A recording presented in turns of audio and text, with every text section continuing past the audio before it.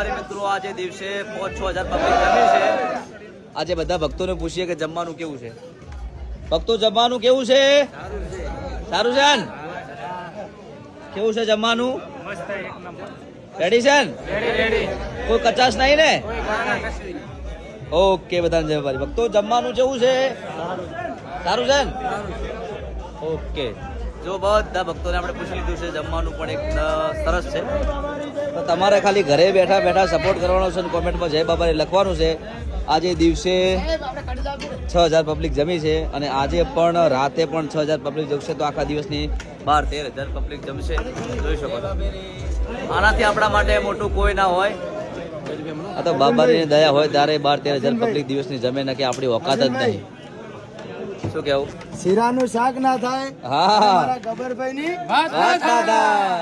જય બાબારી. જય બાબારી.